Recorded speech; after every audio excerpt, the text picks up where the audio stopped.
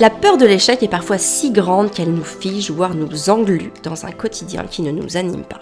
Alors retenez bien cette idée, l'échec fait partie intégrante de la réussite. Non pas qu'il faille chercher à le valoriser ou à le rechercher, parce que disons-le clairement, l'échec est très inconfortable à vivre, mais cependant il est nécessaire de parvenir à le relativiser pour mieux l'accepter et surtout pour en avoir moins peur. La peur, comme tout le monde, je la connais bien. Même si, peut-être vu de l'extérieur, vous avez la sensation que je contrôle tout, je dirige tout d'une main de maître. C'est pas du tout le cas et vous allez voir que dans ce podcast, je vous explique mes pratiques pour surmonter ma peur de l'échec. J'espère donc que ces propositions sauront d'une part vous rassurer et d'autre part vous aider vous aussi à dépasser vos propres peurs. Bonjour, je m'appelle Amélie, bienvenue chez Famille Épanouie. À travers les épisodes de ce podcast, j'évoque sans filtre les prises de conscience qui me font grandir dans ma parentalité, ma vie de femme, d'entrepreneur et dans bien d'autres domaines qui me passionnent. C'est tout naturellement que depuis 2015, je vous accompagne, à travers mes programmes et autres ateliers thématiques, à cultiver, vous aussi, votre bien-être grâce à ces prises de conscience et à ces concepts qui sont simples à mettre en place. Je suis également l'auteur du journal de gratitude, mon journal Maman Épanouie, un journal de développement personnel qui vous permet de poser à l'instant T votre développement et de pouvoir y revenir pour constater l'évolution, le chemin parcouru. Donc c'est plutôt enthousiasmant. Si vous souhaitez l'offrir ou vous l'offrir, ou l'offrir à quelqu'un, je vous mets le lien dans la description de ce podcast. Et enfin, si vous appréciez ce podcast, la meilleure façon de le soutenir, c'est de lui mettre une note de 5 étoiles accompagnée d'un petit commentaire sur la plateforme de podcast que vous utilisez. Alors la peur, c'est une émotion de base qui nous permet de prendre conscience qu'il y a quelque chose qui ne fonctionne pas correctement dans notre esprit. C'est vraiment c'est comme s'il y avait une tempête devant nous et qu'on avait peur de la traverser, ce qui est normal, alors que les tempêtes se traversent. Quand on prend l'avion, quand on prend le bateau, des fois il y a des tempêtes, on va les traverser. Donc vous êtes devant ce cyclone et vous avez peur de passer à l'action parce que finalement vous dites « Oh là là, mais si je le traverse, je vais me prendre plein de turbulences dans la tête. » Oui, mais finalement, de l'autre côté, il fait beau. De l'autre côté, c'est plutôt cool, c'est plutôt sympa. Et le fait d'avoir dépassé le cyclone ou la tempête ou peu importe, ça vous donne aussi beaucoup plus de confiance en vous. Donc la peur, pour moi, je m'en sers plutôt comme d'un levier qui va me permettre à chaque fois de me compléter, à chaque fois de me remplir et à chaque fois de me sentir encore plus capable de ce que je peux faire. Par exemple, nous on a vécu une peur énorme, je dis nous mais je devrais peut-être plutôt dire moi. En fait on a eu une première entreprise qu'on a lancé en 2010 sur le marché du réflexe numérique. Et puis pendant plusieurs années, ça vivotait, on pouvait payer quelques charges, mais voilà, on ne pouvait pas se verser de salaire au sens propre du terme. Et finalement, au bout de plusieurs années, au bout de 4 ans, on a décidé d'y mettre fin parce que c'était trop énergivore et que ça ne répondait pas au pourquoi de notre projet de vie personnel et professionnel. Et donc on a créé Famille Épanouie. Et là, en fait, pendant de longs mois, je crois que ça a été quasiment pendant 1 an, je n'ai pas osé enregistrer mon premier atelier en ligne. Pourquoi ? Parce que j'avais peur de vivre un deuxième échec. L'échec cuisant de ma première société avait tellement été fort que je m'étais presque mis à croire que je n'étais pas capable de monter un business qui fonctionne et pour lequel je puisse me rémunérer. Et finalement, l'histoire a fait que j'ai fini par appuyer sur le bouton enregistrer de ma caméra et que je m'y suis mise et que finalement ça a fonctionné. Donc voilà, c'est vraiment ce que je veux que vous ayez conscience, c'est que la peur de l'échec, elle est très présente. D'ailleurs, quand on a lancé notre questionnaire sur l'offre d'accompagnement qu'on est en train de vous préparer pour vous aider, pour vous accompagner à lancer votre business, en tout cas votre activité digitale, la peur qui est le plus revenue, c'est la peur de l'échec. Ça, c'est vraiment une peur qui est présente chez beaucoup de gens. Et c'est normal, parce que finalement, si on ne réussit pas, qu'est-ce qu'on va faire ? Retour à la case départ, qu'est-ce qu'on va faire ? C'est quoi la suite ? Vous voyez, nous aussi, avec le lancement de cette nouvelle offre, on a des peurs qui s'inscrivent en nous. Plein de peurs diverses et variées. Est-ce qu'on va pouvoir suivre la cadence ? Est-ce qu'on va être à la hauteur ? Est-ce qu'on va réussir à rendre le contenu pédagogique ? Est-ce qu'on va pouvoir aider les gens à se lancer, etc. Donc, c'est vraiment des peurs qui sont présentes en nous. Donc, la peur, elle sera toujours présente, la peur de l'échec, c'est toujours quelque chose qui est là. Maintenant, pour surmonter sa peur de l'échec, moi, il y a des choses que je mets en place. La première chose, c'est que j'ai toujours en tête que tout est réversible. Ça, c'est vraiment ce qui me permet le plus de décompresser et de me dire, ok, si ça ne marche pas, en fait, c'est pas si grave. Au moins, j'aurais essayé. Et ça, c'est important d'avoir en tête que tout est réversible. Si par exemple, vous voulez lancer votre activité, ok, et que ça ne fonctionne pas comme vous voulez, eh ben ça va être réversible. Vous n'allez pas être obligé de continuer et de vous ruiner la santé, la finance et votre vie de famille parce que ça ne fonctionne pas. Si ça fonctionne pas du tout, déjà, c'est réversible dans le sens où vous pouvez faire marche arrière et retourner à votre boulot ou à un autre boulot.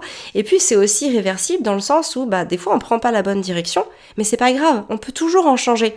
Moi je me dis vraiment que le but c'est que j'avance. Et en avançant, en fait, je vais voir la lumière qui va s'allumer à différents endroits, et si jamais la lumière s'allume pas, je peux toujours sortir de la pièce, ou en tout cas prendre un autre chemin où il y a un peu plus de lumière, un peu plus de visibilité, et qui va me permettre d'accéder à ce que je veux. Donc vraiment, gardez en tête que tout est toujours réversible. Il y a très très peu de décisions qu'on peut prendre dans la vie qui sont irréversibles. Et ça, vous pouvez vraiment vous en appuyer, enfin en tout cas vous appuyez dessus pour vous donner aussi du souffle, vraiment cette soupape de décompression qui va vous permettre de ne pas rester figé dans l'inaction. La deuxième chose, c'est d'avoir un plan en cas d'échec. Ça, c'est un truc que j'affectionne particulièrement. Avoir un plan quand on a peur de vivre un gros échec. Si demain, par exemple, je ne parviens plus à trouver aucun client, si c'est la catastrophe dans le business en ligne, etc., qu'est-ce que je fais ? C'est une question que je me suis déjà posée. Et vous voyez, d'ailleurs, en ce moment, quand je me pose cette question-là, je me dis si demain tout s'arrête, qu'est-ce que je pourrais faire de ma vie ? Eh bien, je pense que je deviendrai sophrologue et je ferai une maison d'hôtes. Voilà, ça reste dans la veine de l'accueil, dans la veine de prendre soin des autres et qui est une valeur très très importante pour moi. Et c'est une manière de me projeter dans une autre réussite, si jamais celle-là devait s'arrêter. Bien sûr, c'est pas ce que je me souhaite parce que je prends énormément de plaisir à vous accompagner au quotidien. Mais voilà, c'est des idées qui peuvent émerger, qui peuvent avoir lieu et qui vous permettent de vous dire, ok, si jamais ça marche pas, c'est quoi mon plan B ? Autre chose aussi qui permet de s'alléger l'esprit, c'est d'essayer de se faire une idée de ce qui peut arriver au mieux et au pire et d'en décliner quelques nuances. Notre cerveau, il aime bien avoir une longueur d'avance. Alors, autant lui faire plaisir et jouer le jeu en faisant ce travail de projection. C'est très rassurant de se projeter dans diverses possibilités parce que notre cerveau, inconsciemment, il établit des scénarios qui sont possibles pour nous ramener à l'équilibre. Donc par exemple, si vous lancez votre projet entrepreneurial et que vous ne parvenez pas à trouver de clients, que va-t-il se passer ? Peut-être que vous allez pouvoir vous former aux techniques qui vont vous aider à mieux comprendre les besoins de vos potentiels clients et à affiner votre maîtrise de la persuasion. Peut-être que vous allez pouvoir mettre vos compétences de rédaction, de graphisme, de closing, de community management, d'assistana, etc. au service d'un autre entrepreneur. Et peut-être aussi, comme je l'ai dit tout à l'heure, que vous pourrez tout arrêter et retourner au travail ou peut-être même dans un autre domaine d'activité qui vous booste plus. Et à travers ces projections, là je vous ai donné 3 exemples assez banals, il y a des nuances, bien évidemment. Vous pouvez aussi vous fixer un budget. Si par exemple vous quittez votre travail en rupture conventionnelle par exemple, vous allez pouvoir réinvestir une partie de vos allocations chômage dans une formation. Donc budgétiser, organiser, ça va vous permettre de vous rassurer et de permettre de décompresser. Autre point fondamental, c'est ne pas hésiter à demander de l'aide. Faut pas rester bloqué alors qu'il y a tant de compétences partout autour de vous. Alors notamment si vous faites partie d'un groupe, par exemple via un programme en ligne, via un réseau d'entrepreneurs, demandez-leur de vous aider en leur posant une question précise sur ce dont vous avez besoin. Alors c'est très important de poser la question qui va vous aider. Par exemple, pour vous donner un ordre d'idée, sur Instagram, il y a beaucoup de femmes qui viennent me parler en message privé et qui m'écrivent des tartines pour m'expliquer leur situation. Et en fait, je vois bien qu'elles voudraient vivre autre chose, qu'elles voudraient qu'il y ait un changement. Mais elles ne posent pas de questions précises sur ce qu'elles ont besoin. Du coup, c'est très compliqué quand on est en posture de vouloir aider quelqu'un, en tout cas quand quelqu'un s'adresse à vous mais qu'il n'y a pas de questions précises, de savoir comment aider cette personne. Donc le mieux, c'est de pouvoir, à chaque fois que vous avez besoin d'aide, de poser la question, qui ne doit pas être très longue, mais la question qui va vous permettre de vous débloquer. Et plus vous allez poser les bonnes questions, les questions les plus pertinentes à la personne en qui vous avez confiance pour vous aider, plus cette personne pourra vous apporter de la valeur et vous débloquer sur votre problématique. Les autres ne peuvent pas vous aider si vous ne leur demandez pas précisément ce dont vous avez besoin. Ça, c'est vraiment une habitude qu'il faut prendre à chaque fois que on a besoin d'aide, il faut pouvoir poser la question qui va nous permettre de nous débloquer. Qu'est-ce que vous voulez réellement obtenir? À partir de ce moment-là, quand la question est claire, la réponse va venir beaucoup plus facilement et elle va pouvoir vous aider à vous débloquer. Autre chose aussi qui est important d'avoir en tête pour surmonter sa peur de l'échec, c'est de penser aux regrets que l'on peut avoir si on n'essaye pas. Qu'est-ce qui se passe si vous faites rien? Qu'est-ce qui va se passer si vous passez pas à l'action? Si vous n'osiez jamais surmonter votre peur de l'échec, comment est-ce que vous allez vous sentir? Alors peut-être que ça ira très bien, vous avez le droit de vous résigner et d'accepter ce que vous jugez inacceptable parce que le prix à payer de l'inconfort est trop fort, par exemple. Et vous n'avez pas à vous juger pour cela, encore une fois, peut-être que c'est tout simplement pas le moment. Mais aussi, peut-être que vous allez sans cesse vous sentir tiraillé.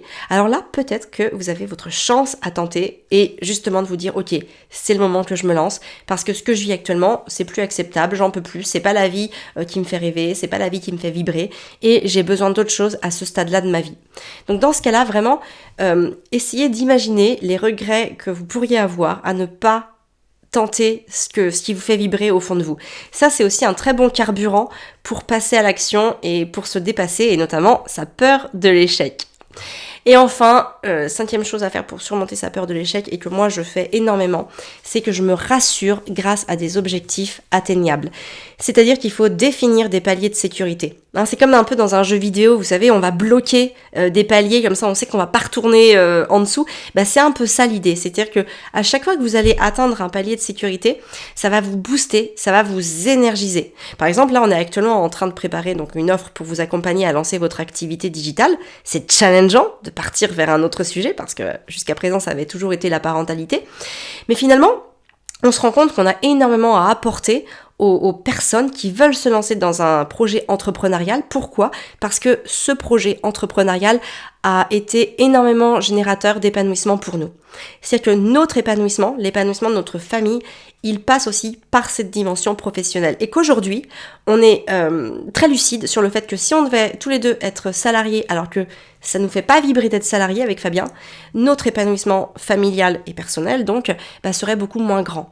Donc c'est très important de pouvoir aussi aller là où ça nous fait vibrer. Et donc pour ça, on a défini des paliers, des objectifs, autant pour se rassurer de l'avancement du projet que pour aider notre cerveau à se projeter. Donc on a fait des rétro-planning, de la stratégie de communication, on a commencé à construire pédagogiquement l'offre, préparer la création de contenu. Enfin bref, on a vraiment défini des paliers et qui, quand on les a atteints, c'est ça y est, ça c'est derrière nous, on peut avancer. Et on peut avancer sans avoir peur de retour en arrière.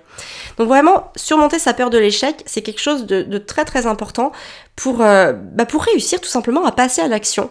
Donc ayez en tête que c'est toujours réversible, que quoi qu'il arrive, il y a très très peu de décisions finalement qui sont irréversibles. Peut-être que si vous quittez votre job, vous dites oui mais bon c'est irréversible parce que je n'aurai plus le job que j'ai. Mais c'est pas grave, si le job que vous avez aujourd'hui, vous voulez le quitter, c'est que vous n'avez plus rien à y faire. Donc vous en retrouverez un autre au pire du pire, vous en retrouverez un autre, vous aurez d'autres opportunités, vous serez mise face à des opportunités que dont vous n'avez pas conscience aujourd'hui, qui vont vous ouvrir tout un autre champ des possibles. Donc vraiment gardez en tête que tout est toujours réversible.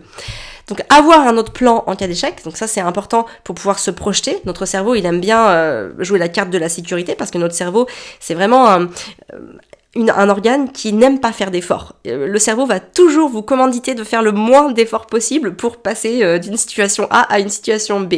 Donc plus vous allez rassurer votre cerveau, plus il va vous aider, vous allez vous auto-aider à passer à l'action, à vous énergiser, à vous booster, à vous motiver pour mettre en place tout ce que vous avez à mettre en place pour passer à l'action sur votre projet. N'hésitez pas aussi à demander de l'aide. Ça, c'est vraiment très très important. Au pire, qu'est-ce que vous risquez ? Qu'on vous dise non, qu'on vous claque la porte au nez, c'est pas bien grave. Si une porte se ferme quelque part, il y en aura une autre qui s'ouvrira autre part. Le principal, c'est de pouvoir provoquer la chance qu'on vous réponde, de pouvoir provoquer les opportunités. Pensez aussi aux regrets que vous pourriez avoir si vous n'essayez pas. Qu'est-ce qui va se passer si vous passez pas à l'action, si vous n'allez pas là où tout votre corps, tout votre esprit vous emmène? Qu'est-ce qui va se passer? Peut-être que vous allez être moins enthousiaste au quotidien. Peut-être que vous allez avoir cette petite rengaine dans la tête qui va vous dire oh là là mais tu fais pas ce que tu devrais faire. Bref, peut-être que vous allez avoir des pensées négatives parce que justement vous n'êtes pas là où vous devriez être.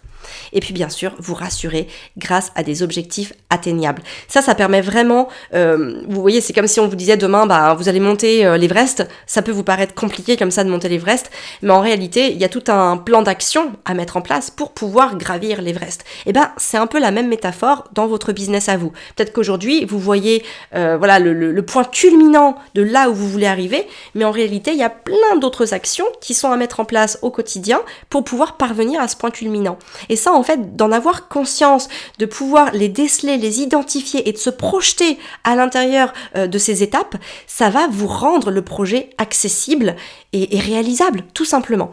Donc voilà, la peur de l'échec, elle ne doit pas être un frein, elle existe, elle existera toujours, tout le temps. Honnêtement, nous après 7 ans d'entrepreneuriat, notamment avec Famille Épanouie, parce que plus de 10 ans d'entrepreneuriat, tout confondu, on a toujours peur de l'échec, on a toujours des peurs qui sont liées à, et si on n'y arrivait pas, si ça ne fonctionnait pas, qu'est-ce qu'on va faire ? Et à chaque fois, je réagis avec ce que avec les étapes que je viens de vous expliquer, et très souvent, ça m'apaise. Alors déjà, ça procure, de l'apaisement, on se sent mieux, parce qu'on se dit, ok, bon, en fait, c'est pas si dramatique que ça, tout s'opère à partir du moment où on définit bien les choses, et ça permet de rendre les choses accessibles et donc le projet viable et réalisable. Voilà, donc j'espère que cet épisode sur le fait de surmonter sa peur de l'échec vous a plu. Comme d'habitude, je vous encourage vivement à me laisser une petite note de 5 étoiles et un feedback sur ce que cet épisode vous a apporté. Donc pour ça, vous allez sur la plateforme de podcast que vous utilisez et puis vous me laissez un petit commentaire. Je viens les lire et j'aime bien avoir vos feedbacks. Ça me permet de moi aussi construire et développer mon contenu par rapport à vos besoins.